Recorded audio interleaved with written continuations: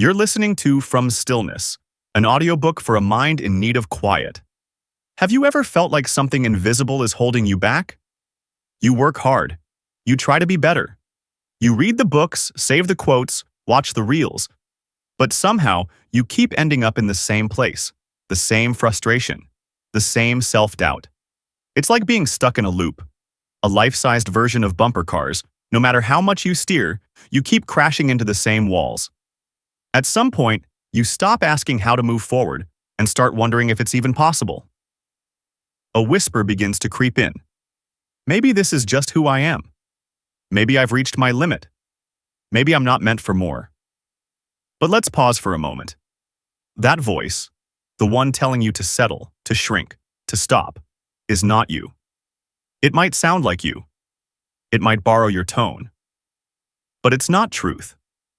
It's a symptom of something deeper. Something most of us carry without knowing, limiting beliefs. They don't show up like alarms. They don't shout. They whisper, silently, persistently. They feel familiar. And that's what makes them powerful, because you don't question what feels normal. But today, you can. Today, you can recognize that the ceiling above you isn't made of reality. It's made of repetition, of old stories you've outgrown but never examined. The moment you notice them, you've already begun to rise.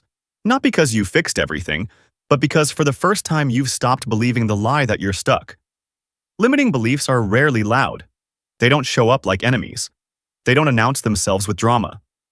Instead, they arrive quietly, like fog rolling in before dawn. They sit in the background of your thoughts, dressed in reason, disguised as truth. They sound like your own voice. I'm not ready yet. I'll mess it up. People like me don't get those kinds of opportunities, and because the voice feels familiar, you trust it. You assume it's wise, logical, protective. But here's the truth. That voice isn't you. It's your fear, dressed up as guidance. Limiting beliefs are old mental software, installed when you were younger, less equipped, more fragile. Maybe someone planted them in you directly, a parent's criticism, a teacher's doubt, a friend's offhand comment.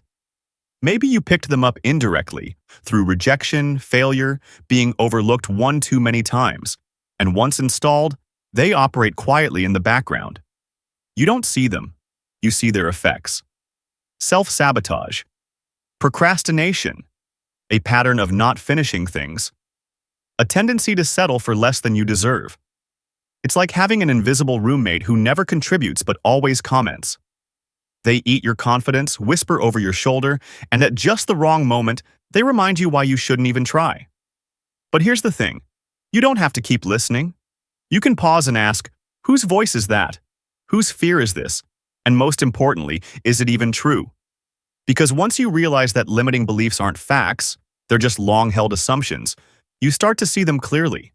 And when you can see them, you can question them. You don't need to hate that voice. You just need to stop obeying it. And that is the beginning of freedom. There's a story, simple, almost too simple, but it sticks with you. A baby elephant is born into a circus. From the earliest days, they tie a rope around its leg and stake it to the ground. The elephant pulls, it resists, it tries to escape. But it's small, not yet strong enough. Eventually, it gives up. Time passes. The elephant grows, becomes massive, strong enough to topple trees, drag trucks. But the rope? It stays the same, thin, fragile, powerless, except in the elephant's mind. Because the elephant never tries to escape again. Why would it? It learned escape was impossible. And once something is learned deeply enough, it no longer needs testing. That's what conditioning does. And that's what we do. We grow. We gain strength, insight, experience. But we remain tethered to small assumptions made long ago from childhood, failure, heartbreak, criticism. We stop testing our edges. We stop pulling at the rope, not because we can't break free, but because we've decided we can't. So let me ask you, gently but clearly, what's your rope? What belief have you never challenged simply because it's always been there? You might be stronger than you've ever dared to find out, but you'll never know. Unless you tug. Before you can break free, you have to know what's holding you. Not just in theory, but specifically, personally. What's your rope? What belief have you carried for years without questioning? Maybe it's, I'm not smart enough, or I don't deserve love. Maybe it's, I'll always fail, or I'm too sensitive, or people like me don't succeed. Some beliefs are loud, most are quiet. They live in your decisions, your hesitations, your patterns. They hide behind your self-deprecating jokes, your unwillingness to ask for more, your tendency to walk away just before something gets good. But you didn't invent these beliefs. Somewhere along the way, they were handed to you. Maybe someone said it out loud, a parent, a teacher, a partner. Or maybe you absorbed it through silence, through how people treated you, what they expected, what they didn't expect. Either way, you've carried it long enough. So now, sit with it. Not with shame, but with curiosity. Where did this belief come from? Who did it belong to before it became yours? And most importantly, is it actually true? Because if you never name it, you can't challenge it. And if you don't challenge it, it continues unopposed. You can't heal what you're unwilling to face. But once you say it out loud, once you name your rope, it begins to lose its grip. Your feelings are valid. They deserve space, recognition, care, but they are not always accurate. This is where many of us get stuck, not in what happened, but in how it made us feel. We begin to confuse emotional memory with objective reality. If something feels true, I'm not good enough, I'll never change, I'm always behind, then it must be true. But feelings are not facts, they are signals. They point to something real, yes, often pain, fear, or unmet needs. But they are not conclusions, they are data, not destiny. And your brain, while brilliant, doesn't always help. It likes routine. It likes the known. If your brain were in charge of the TV remote, it would just replay the same old episode, the one where you fail, doubt yourself, hesitate, not because it enjoys the story, but because it already knows how it ends. It feels safe. Safety is the brain's priority, not truth, not growth. So when you think the same thought enough times, it becomes a belief. When you believe it, you start to expect it. And when you expect it, you subconsciously behave in ways that make it come true. Not because you're broken, but because your brain is trying to protect you with what it knows. But here's the shift. Just because a story feels familiar doesn't mean it's accurate. Just because your brain replays a narrative doesn't mean you have to keep watching. You can pause. You can say, this feels real, but is it true? And even if the answer is, I'm not sure, that's enough. That pause breaks the pattern. That pause invites awareness. And from awareness, you can begin to build something new, something truer, something kinder, something yours. Most people wait for proof before they believe in themselves. They wait to feel ready, wait for confidence to arrive like a guest with perfect timing.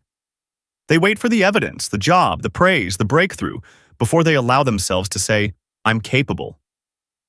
But that's not how belief works. Belief doesn't follow evidence. It creates it. You don't become confident and then act. You act even when your hands shake, even when your voice wavers and confidence follows. Slowly, quietly, it begins to build with every step you take into the unknown.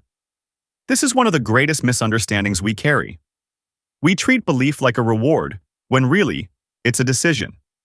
A decision to trust something deeper than fear. A decision to move before you're certain. A decision to try, not because you know it will work, but because you've decided to stop waiting for permission. That voice in your head, the one that says you're not ready, not smart enough, not like them, that's not a sign to stop. It's just Carl, your inner critic. Loud, repetitive, unoriginal. You don't have to argue with him. You just nod and keep walking. Because belief isn't bravado. It's quiet, stubborn action, in spite of doubt. And that's where real change begins. So how do we actually break free? How do we move from awareness to action, from recognizing the rope to untying it?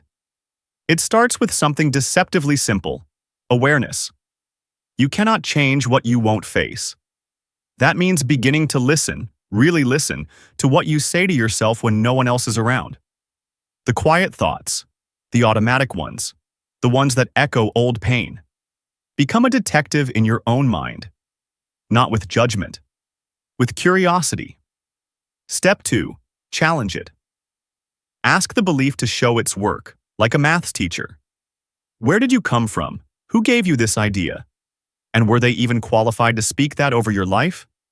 Don't let old narratives take up space rent-free. Make them prove themselves. Most won't survive the scrutiny. And then, the beautiful part, step 3, rewrite it. This doesn't mean toxic positivity or fake mantras you don't believe. It means choosing a better truth, one that empowers instead of imprisons, one that leaves space for your humanity and your growth. Instead of "I always fail," try "Every mistake teaches me something useful." Instead of "I don't belong," try "I'm building my place, one step at a time." Instead of "I'm not enough," try "I'm already worthy, even as I grow." You don't need a perfect affirmation.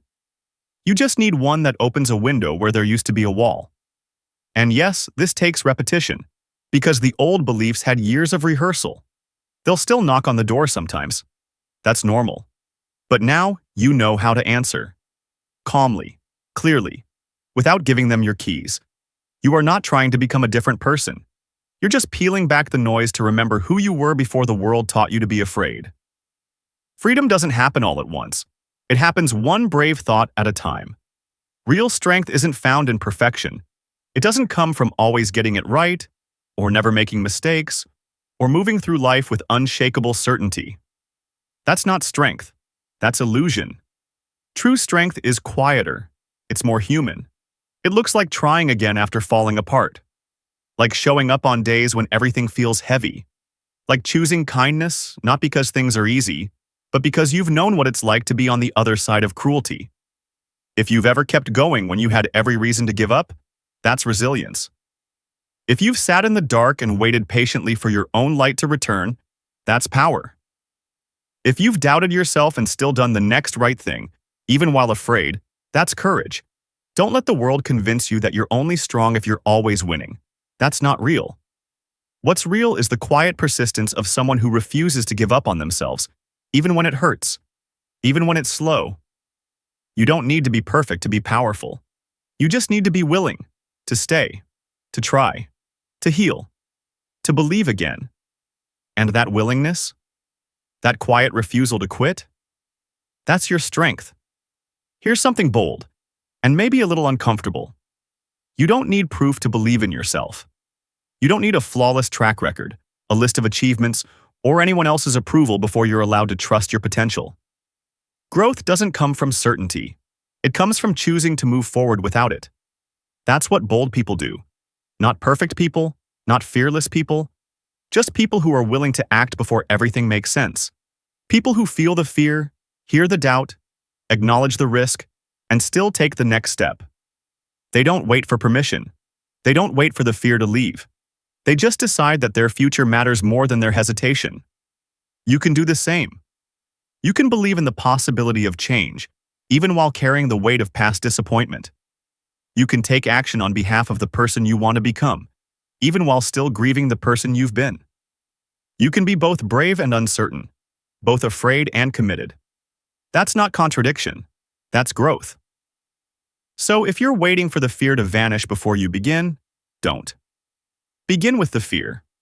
Let boldness be your anchor, not because you're sure it will work, but because you finally realized. Staying the same hurts more than trying something new. At some point, you have to realize you are not your past. You are not your patterns. You are not the old beliefs that were handed to you before you knew how to question them. You are the one holding the pen now. That may sound poetic, but it's deeply practical. Because every day, you are making choices about how you think, what you believe, how you speak to yourself, and what kind of life you are quietly building. And the truth is, no belief system is permanent unless you keep repeating it. You can decide, today, to stop rehearsing the voice that told you you're not enough. You can decide to catch your self-doubt mid-sentence and choose a kinder reply. You can begin to act, not because you've eliminated fear, but because you've finally stopped letting it drive. The rope isn't holding you. The story is. And stories can change. So ask yourself, not with judgment, but with gentle curiosity, what would my life look like if I stopped believing I was stuck? What if confidence isn't something I wait for, but something I practice? What if I don't need to be ready, just willing? You're not behind. You're not broken. You're not too late. You're exactly where change begins, right here, in the quiet space between awareness and action. This is where your story shifts. Not because you've become someone else, but because you finally remembered who you were, before fear took the lead. So breathe deeply, loosen your grip on the lie, and start again this time with intention. The page is blank, and the pen is in your hand now.